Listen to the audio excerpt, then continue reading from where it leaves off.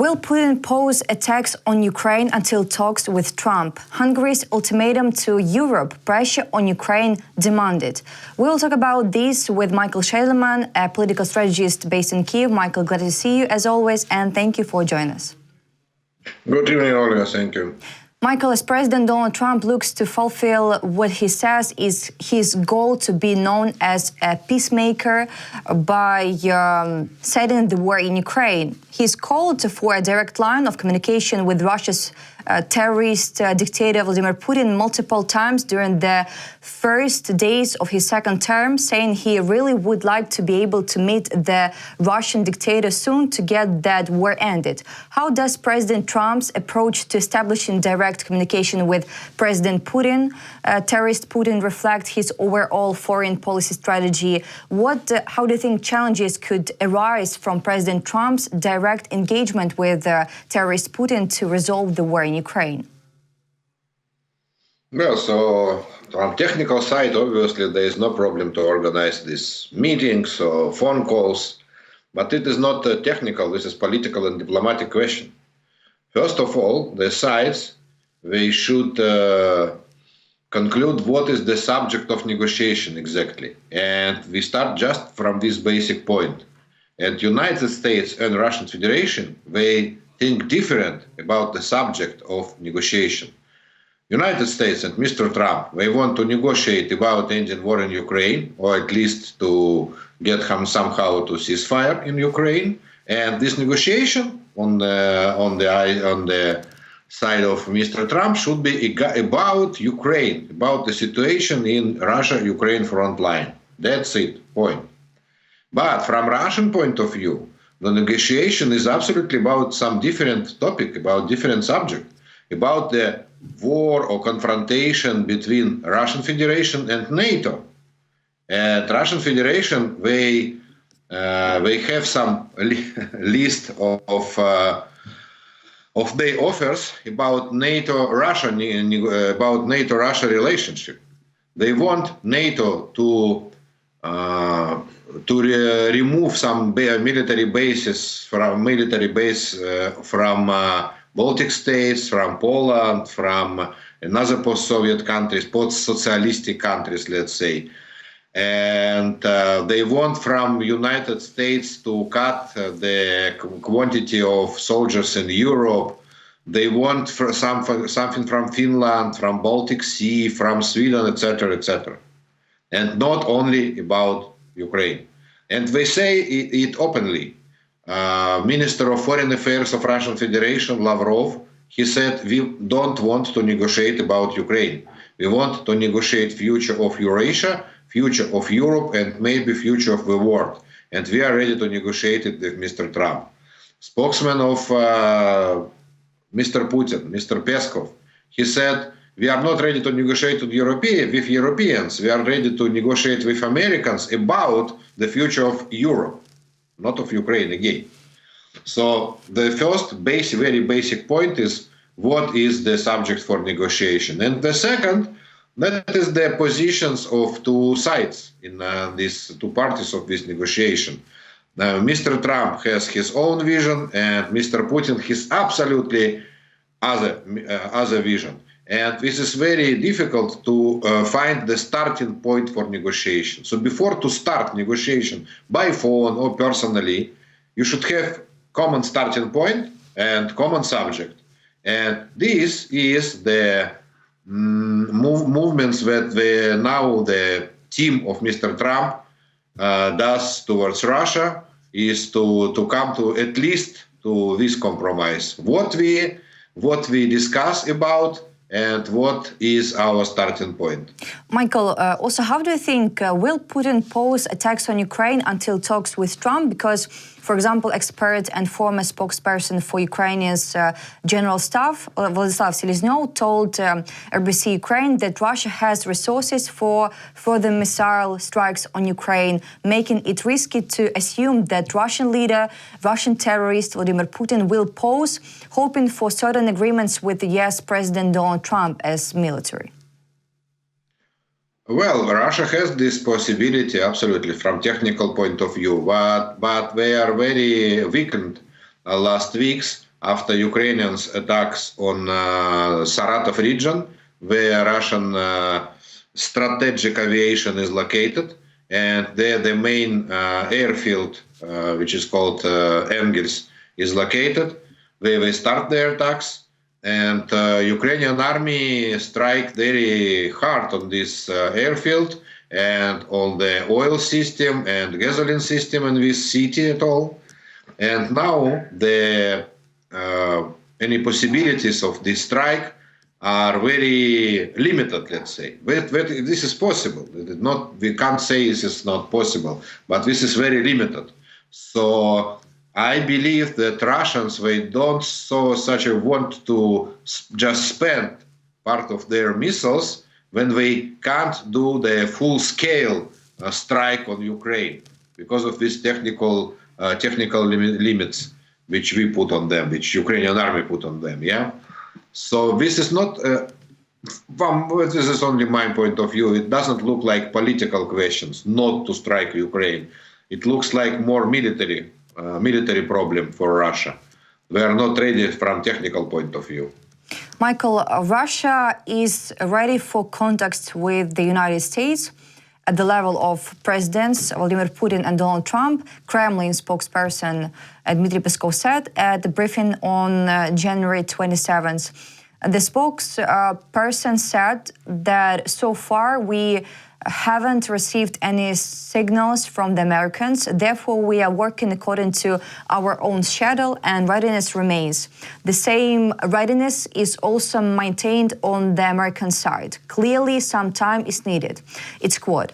Peskov's remarks about Putin's readiness to talk to Trump are almost identical to his statement made on January 24th, isn't it? And how do you think? Maybe it's demonstration that Russia is waiting for for reaction from United States of America, from Donald Trump. Okay, this quote from Mr. Peskov, it is obvious lie, because everybody in the world who listened to Mr. Trump last week, we heard personally from him that he said, "I am ready to negotiate." So what is signal you need more than just direct words from President of United States?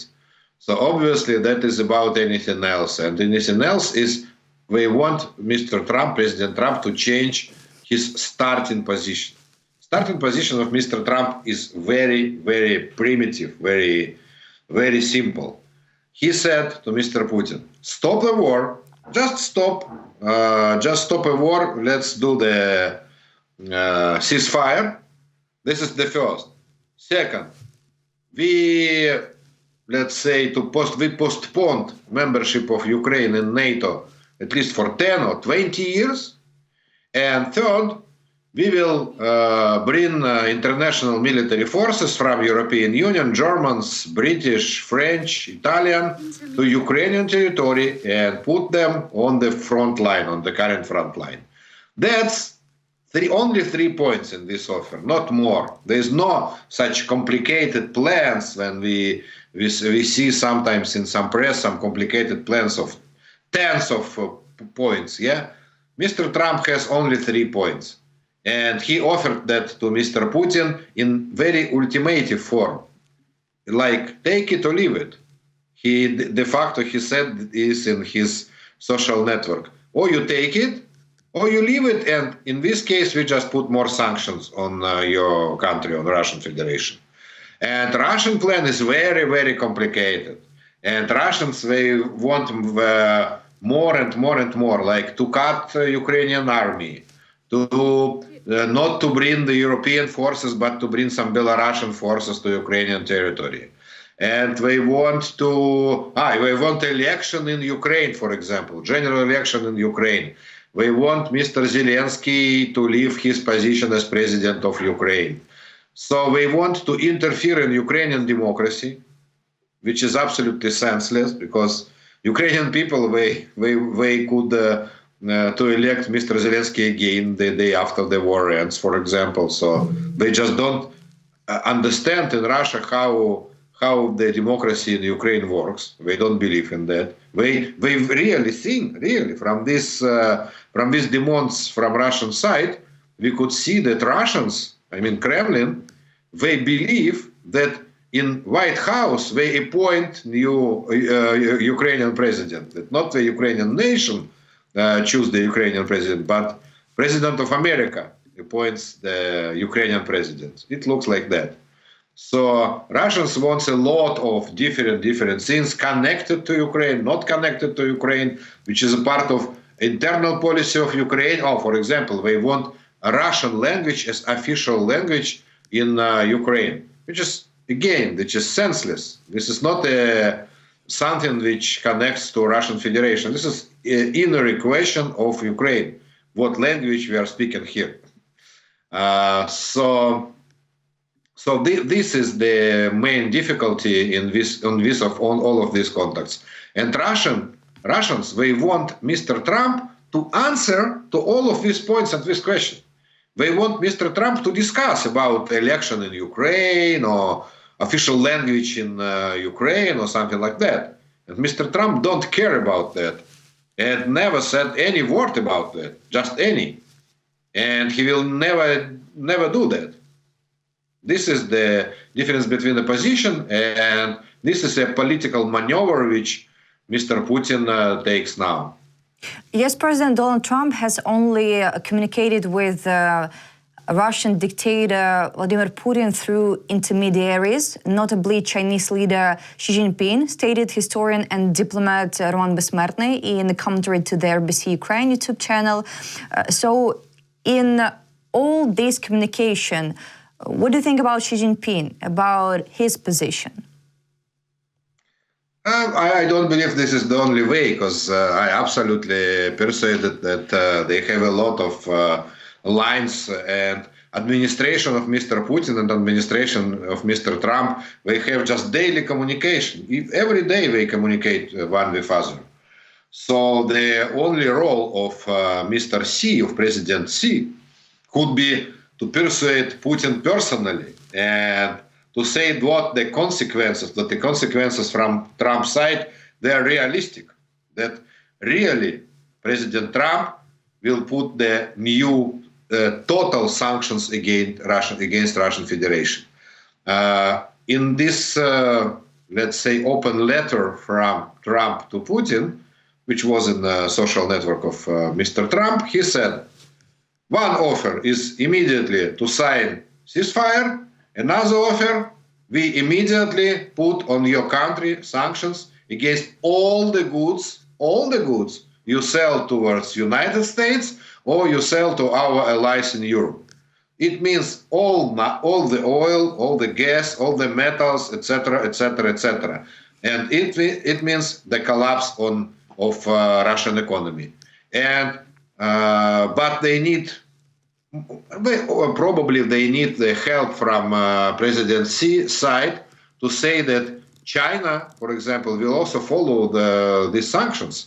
China are not ready to be on this conflict on Russian side openly. I mean, they are not ready to go against Trump, Chinese. So this is the only role of President Xi. Michael, you remembered about Belarus, and Alexander Lukashenko, the self-proclaimed president of Belarus, has said that only Belarusian peacekeepers could ensure normal relations between Ukraine and Russia, but Minsk will not send them to the line of contact. First question, does he believe in what he is saying? And your reaction on peacekeepers, on Belarusian peacekeepers? Mr. Lukashenko obviously was asked by Mr. Putin to offer Belarusian peacekeepers, because peacekeepers, this is one very tough question in this negotiation. President Trump and Western world offers Western peacekeepers from European Union mostly, and President Putin is just 100% not ready to allow any Western military forces on the territory of Ukraine, because he started the war for not to allow NATO to put their forces and their bases to Ukrainian territory. And now he will receive exactly this situation, NATO forces on Ukrainian territory. So now we started to search for any alternative route. And alternative route could be Belarusian forces, Chinese forces, some Indians or somebody. And Belarusian so-called leader Lukashenko offer is just the first in this very, very long row, I believe, of these offers. We will receive offers from Indonesian or Malaysian or Nigerian or somebody else. But de facto, all of these offers will be from Mr. Putin. And another route is European. It was a couple of days ago when one of European, it is not minister, he is just like a defense director of European Union, some general, I don't remember his name. He said that probably Europe could send not only European peace forces, but some third side peace forces also to this front line. And he offered, it was a very strange offer, I say, he offered cautious military forces. And I thought, okay, Georgian, Armenian, Azerbaijani, that is very strange offer, because Armenians and Azerbaijan army, they just stopped the war between them. So how they could be peacekeepers, not obvious. Armenia is the military ally of Russian Federation. And Belarus, by the way, military ally of Russian Federation. So officially. So Belarusian forces, they could stay only on the Russian side, not on the Ukrainian side of the front line, because they are allies of Russians. And the same situation with Armenians, for example. So all of these Belarusian offers, they are, let's say, absolute bullshit, really. I agree with you. And also, Svetlana Tikhanovskaya, the leader of the Belarusian opposition, believes that Ukraine's victory in the war could become an opportunity for a regime change in Belarus. How does the Belarusian regime's current alignment with Russia affect the possibility of change after Ukraine's victory? I believe that in this case, Russian defeat is more important than Ukrainian victory. Ukraine will not take a direct part in changes in Belarus, because Ukraine doesn't have enough forces for that. But the defeat of Russian Federation will bring to the change of power in Russian Federation. I don't say to revolution, I don't say to fall of regime, but change of power. Some other people will take a power in Kremlin, and that means that Belarus, they will have some time slot for change inside Belarus. Because nobody in Russia will care about what happens in Belarus at this time. This is the only chance in foreseeable future for Belarusians to change the fate of their own country. And that depends only on Belarusians generally. They have military forces. I mean, okay, this is just one small group of soldiers and officers in Ukrainian army, which is the Belarusian forces. Belarusian by nation and by passport, by nationality. And they are ready to start the war, I believe, against Belarusian official forces. But Belarusian official army also doesn't have to stay on the Mr. Lukashenko side. And we also have hundreds of thousands or millions of Belarusian citizens in Poland and in Lithuania who are ready to come back to Belarus and to change the regime after some changes, yeah. Because last time on the last election, okay, today also there was an election in Belarus, so-called election, but the last election, real election in 2020, then Mr. Lukashenko lost this election to Svetlana Tikhanovskaya. At this point, Lukashenko's regime stayed only because of Russian support. And support was physical support, not the political support or economical support, physical. Russians, they sent troops to Minsk. They sent police forces to Minsk to stop the protests. And so only at the moment then Russians will be very busy with their Russians' problem. So Belarusians, they will have a chance to the freedom and to more bright future than now. Hope for this, Michael, and also self-proclaimed president of Belarus, Alexander Lukashenko, has said that he does not care whether the West recognizes the presidential elections. Reported by Belarusian state-owned news outlet Belta, Lukashenko said that whether the European Union recognizes these elections or not is a matter of taste. Believe me, I assure you, I don't care whether you recognize our elections or not. The main thing for me is that Belarusians recognize these elections and led them and peacefully as they began. This is the main thing. It was quote, what should the West's reaction be? Can additional sanctions be imposed, in your opinion? No, it doesn't look like new sanctions, because all the sanctions, Europeans put three stages of sanctions on Belarusian regime. First, big sanctions were imposed on 2020 after the faked election by Mr. Lukashenko and repression against Belarusian nation, 2020. Afterwards, in 2021, when Belarus has stolen European airplane, civil airplane, which was flew over the territory of Belarus and was not shut down, but forced to land inside Belarusian territory, and Belarusian security forces, they kidnapped people from this plane. So Belarus received the new portion of sanctions, and the biggest sanctions the European Union put on Belarus in March 2022, after the war started and Belarus participated on this war.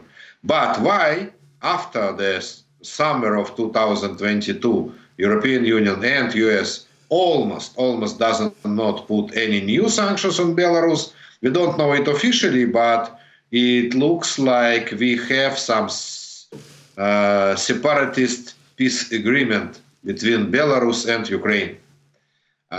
We can see that during more than 2 years, no strikes from Belarusian territory on Ukrainian cities, no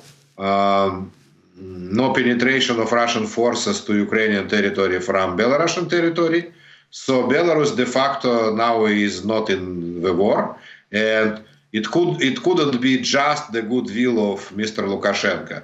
He sold that to European Union somehow for exchange on non-Putin new sanctions on Belarus. So nothing changes if the new formal election which happened yesterday.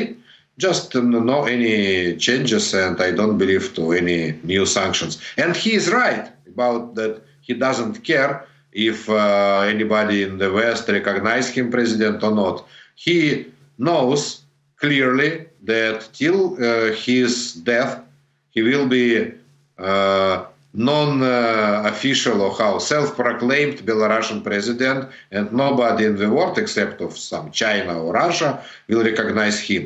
His official career as one of legitimate leaders is ended in 2020. Michael, but we believe in free Belarus, as you said, and also about next news that about pressure on Ukraine. Hungary secured the inclusion of a commitment in the European statement on energy security, agreeing to support the continuation of sanctions against Russia in exchange for the European Commission's promise to continue discussions with Ukraine on oil and gas transit. Doesn't this sound like an ultimatum? What impact will Hungary's agreement to support sanctions against Russia have on its relationship with other European member states? You know, the good news here that Hungary did not put their veto on the renewal of sanctions, and we're very fierce about that. So now we are ready to negotiate with European Union, and we are ready to say no, we are not ready to transit gas. I more believe that in this case, this is not exactly